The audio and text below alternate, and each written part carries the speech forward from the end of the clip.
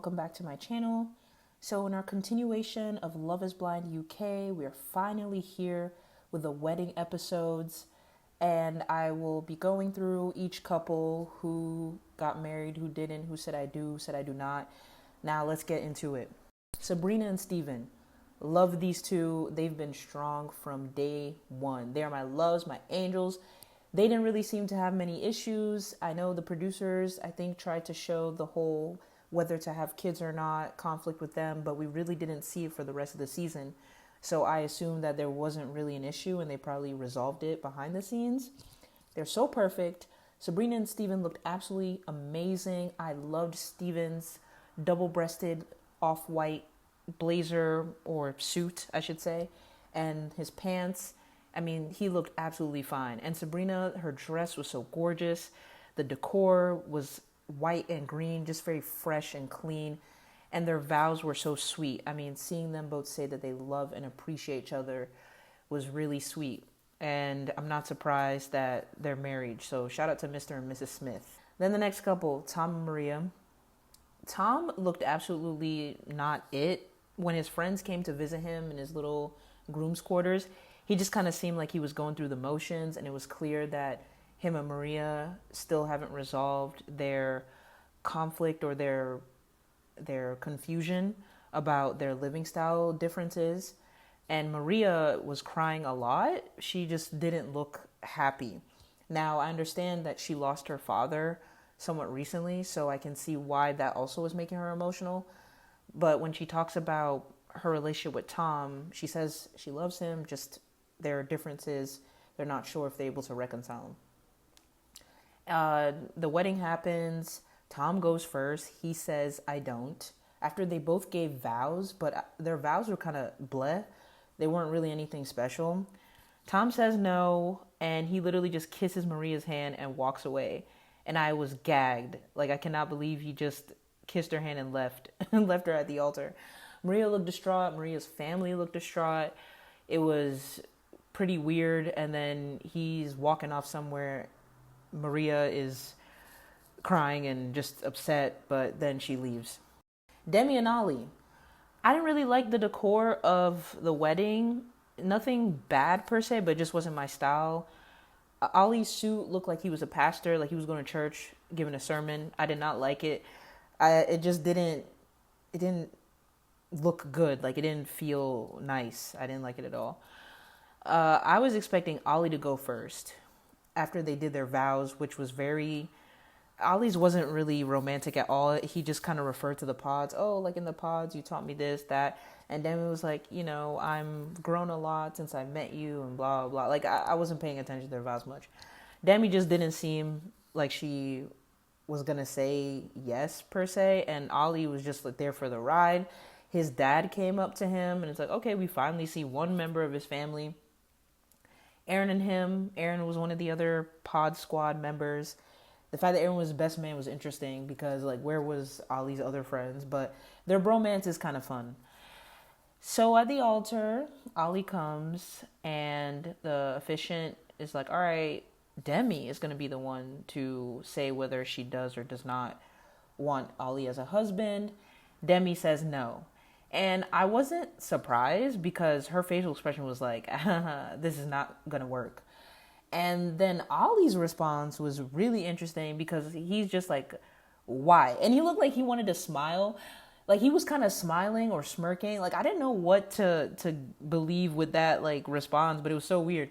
And then he was like, we learned from this experiment. I really like you. And Demi pretty much said that she's still open to dating him after the show, even though she doesn't want to get married to him right now because he doesn't fit the idea of a husband that she would like. Bobby and Jasmine. Man, these two, I think, were like a little sneak couple for me. I will say when they were talking in the pods, I wasn't paying that much attention to their connection. I thought they were fine, right? And then the reveal, it seemed like initially Jasmine wasn't attracted to him, just a little bit.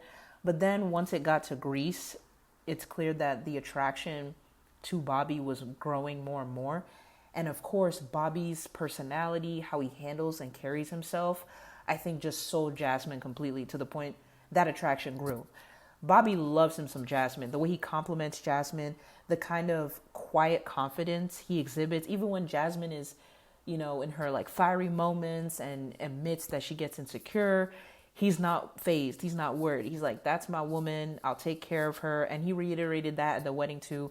Their vows, I think, were my favorite. It was absolutely beautiful. The way he expressed his trust and belief in her, and he would take care of her. And the way Jasmine said that she learned through Bobby that love is not combative. I thought that was absolutely so heartwarming. And it's true. Love shouldn't be a struggle. It shouldn't be combative. It should be easy. And their vows were given. Their vows were given. So both of them say I do. And I smiled, very happy for them. Jasmine looked good. Bobby looked good. And the whole issue with Jasmine's mom, that's been resolved. The people who are saying that they hope Jasmine's mom doesn't interfere into Bobby and Jasmine's relationship, yeah, that's not going to happen. Jasmine explicitly stated that my mom and I had a talk. She knows where I stand, and my relationship with my husband is my relationship with my husband. Jasmine is a smart woman. She knows what boundaries are, and she deserves the love. So, and then at the end of the wedding with Bobby and Jasmine, they played Bobby's song, which is kind of a bop. Mr. Body of a Dancer, they were out here vibing. So their wedding was sweet. I really liked it. Nicole and Benaya. I was so nervous about them and what they would say to each other, whether I do or I do not, only because of the conflict we've all seen on screen, right? Nicole being married before and not knowing whether or not she wants to take that risk to get married again. And Benaya with his lifestyle of being a nomad and whether that person can fit into his lifestyle.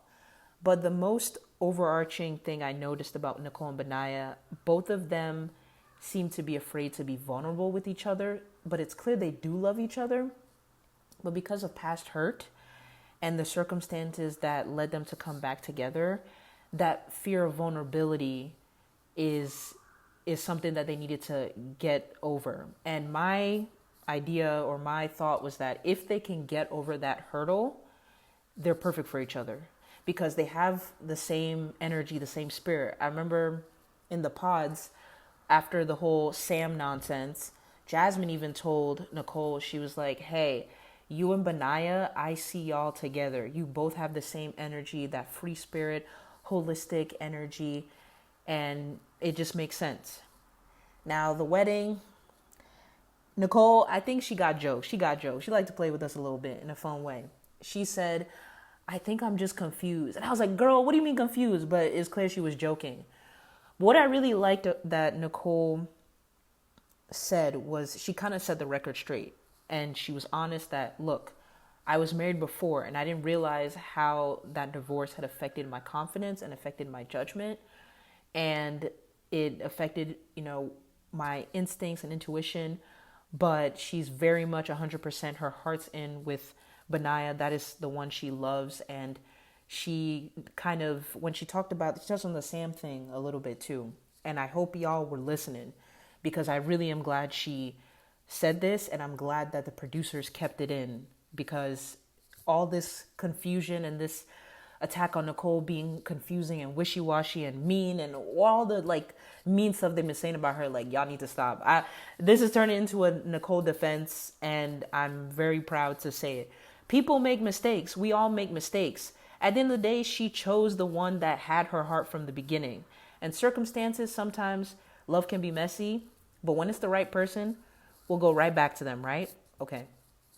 Nicole said with Sam, she thought she wanted to hear what she wanted to hear with him, right? He was saying all the right things.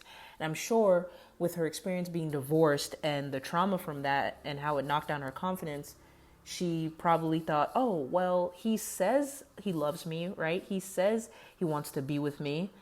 And she said after the whole debacle, with Sam, she realized he wasn't the person for her. That Benaya was the one, even though he wasn't telling her immediately that he wanted to get married, he was telling her the true feelings of how he felt. He never said he didn't love her or he didn't feel anything for her. He clearly did. He just wasn't ready at that point. And I'm glad she pointed that out, that It's the honesty of Benaya that she really loves about him. She needs that clarity. And Benaya too, him talking about how he needed a person like Nicole to really kind of get him in his vulnerable side. And even though the thing with Sam happened, he's kind of glad it did, because it made him realize how much he really loved this person and how much he really needs to express his emotions and how he feels to someone he cares about. And I know y'all will say he talked about like the divorce rate, right? Of course, there's always a chance for divorce if you get married, but doesn't mean he wants to get a divorce. I just liked how they were both very honest with each other, and they've both been through a lot. So Benaya, he's in his suit, and I thought his suit was giving old money. I mean, all the other guys and their suits were nice, don't get me wrong, but the way Benaya's suit was, it was giving old money with the little coattails at the bottom. I was like, okay, this man is not homeless. And then speaking of the homeless joke real quick, his friends were hilarious. His friends were like, you liked having that apartment, right, mate? Because you got a place to sleep. And he's like, I'm not homeless. And it was hilarious. A little jokey joke. They come down. Benaya sees Nicole come down the aisle. Nicole looks beautiful. And he's just like enamored. I really like the decor. Shout out to the florist who did the decor for all the weddings. Out of all the flower decorations, Nicole and Benaya's were my favorite because it was so unique. There was a warmth about it with the flowers and the like tropical colors. It was just different from every other couple's flower arrangements. It was really beautiful. This is a non-biased opinion, even though, yes, I do love Nicole and Benaya. The flower arrangements are coming from a non-biased opinion. The florist really did a good job, and I really loved it. It was beautiful. The officiant asked Benaya and Nicole, do you take each other to be your lawfully wedded husband and wife? Basically, those are around the words, right? Benaya says yes. He's like, I do. Then Nicole, everyone's looking for her answer. And I'm not going to lie, the way Nicole's face first looked, I was like, oh, is she going to say no? Oh, Lord, please don't let her say no, right? But she says yes. And she has kind of like a slow smile like on her face. And I was like, oh, thank God, right? And then they hug and they kiss. And, they say the last name of the new couple.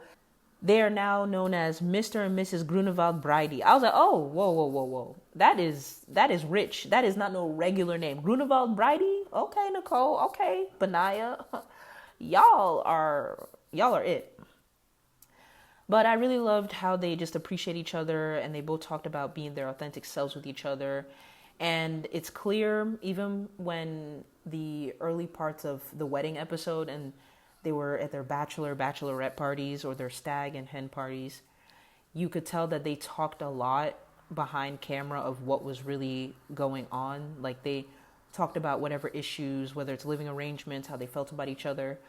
They talked about it, like I could tell. So shout out to them. I'm so glad they got married. And it seems that them saying I do to each other was them finally just giving into their feelings and not holding back anymore, because they both deserve love. They do. Catherine and Freddie. Ooh, Lord Freddie. Poor Freddie. Freddie looked so stressed the entire time. That man did not look happy. That man was ready to be done. I predicted that they would not say I do. Just wasn't sure who would say yes or who would say no. Freddie, him being fine as he is, he looked good in his suit. Catherine looked pretty in her dress. I did not like the flower arrangements. Not because the florist isn't a good job. I just didn't like the colors. It was some kind of like pale purple, blue. Like it kind of looked like what you would see at a funeral. I'm sorry to say that. I know Freddie's a funeral director, but it just didn't evoke happiness to me. And it kind of matched the mood of how it is. And Freddie pretty much goes in with doubts. He's like, yeah, I don't know. I love her, but not sure if we've worked out our differences. We just have different lifestyles. Fair. We've also seen the way Catherine has behaved towards Freddie throughout this season. How she's slowly just not liked him at all and just doesn't really respect him. And just doesn't want any kind of joy. At least from the viewer's perspective. Now, I thought it was interesting that he gives Catherine earrings, a set of nice earrings for the before the wedding. And Catherine's like, "Oh my God, he got me earrings, got me earrings." And her little bridesmaid's like, "Oh wow, he got me earrings, got me earrings." And I kind of laughed just a little bit at that because I'm like, this man gonna say no, not a parting gift, a little parting gift before he says no. But I was looking at some of the comments through Reddit, and some people was like, they don't think it was Freddie's idea to give the earrings. They think maybe it was a producer thing. And I could see that because that was just interesting to bring earrings as a gift and a little note as a gift to Catherine for the wedding. No, you might say no. And then Freddie's sister talks to him before he goes up there and is like, hey, you know, really think long and hard if this is a decision you want to make, but whatever it is, like, I'll support you. What Betsy Dora, Freddie's sister, was really saying is, you and Catherine are not compatible. I'm going to really need you to say no. Okay, Freddie's walking with his brother, and it's so sweet the way he's, you know, caressing his brother and the way his brother's caressing him. I mean, Freddie truly seems to come from a very warm and loving family, and I just really like that a lot. And I like that we've seen that this season, this premiere season of Love is Blind UK, a lot of the families are just really kind and sweet. I mean, we need that. We need that in the world today. We need a lot of kindness. We need a lot of warmth. You know, I really enjoyed that. So they're walking down the aisle. Catherine comes down the aisle. She's nervous. I think her dad walks her down the aisle. She's nervous. The officiant then comes and asks both of them if they want to be husband and wife. The officiant asks Catherine first. And Catherine is like, I do, right? Pretty instantly. And then Freddie, that man looks so stressed. He looks so sad and stressed. He then says, I love you, but I do not. And Catherine is shooketh. And Freddie pretty much says that the reason why he doesn't want to marry her is because their lifestyles are different. You know, there's not enough time. And Catherine is pissed. And then Freddie tries to hug her and she's like, don't hug me. I was like, ooh. And it just gets a little messy. You know, Catherine walks out like she's running away. Freddie's out here crying. All his groomsmen are tearing up and trying to console him. It was so dramatic. Catherine said she was embarrassed, and that's why she wasn't really crying, but she was more so upset. Betsy Dora, his sister, was like, thank God that boy did not say yes at all. And it was just, I mean, even though Freddie did say that he would be opening to dating Catherine, I don't know if that will actually happen or not. It might just be like to kind of assuage maybe any guilt he might be feeling, if he is feeling guilt. I don't know. But I think it was just to maybe assuage, you know, the feelings, the pain in the situation. And it was really nice that he went to her parents and kind of explained things, and they seemed really appreciative of him coming to kind of console them a bit. So those were all the 6 weddings. I predicted very clearly 3 would say yes, 3 would say no. And I predicted the right 3 would say yes and the right 3 would say no. All in all, I really enjoyed this season. I cannot wait for the reunion, yo. I cannot wait for the reunion. The trailer and hearing what some of the contestants have been saying. Jasmine on her Instagram was like, it's juicy, okay? Nicole was like, it's a lot. And I think Bobby, like pretty much the whole cast is like, it's finna be on and popping. And I'm excited. I'm also excited because the hosts of Love is Blind UK seem just cooler. They seem like they really finna ask the right questions that we want to hear as the audience. And I'm here for it. So I will definitely be posting a reunion episode, a little recap of that, my reactions, all that stuff. And it's going to be fun. So let me know what y'all think. What did y'all think of the wedding episodes? Was the drama given what it needs to give? What did y'all think about the I do's and the vows? What are your general thoughts about the season? You know, who excited you, who didn't? And are y'all looking forward to the reunion the way I am? Because I am definitely looking forward to the tea that's going to be dropped. I'm looking for people to be dragged, okay? So yeah, let me know if you like this video. Click the like, subscribe to my channel for more. And I will see y'all at the reunion. Bye.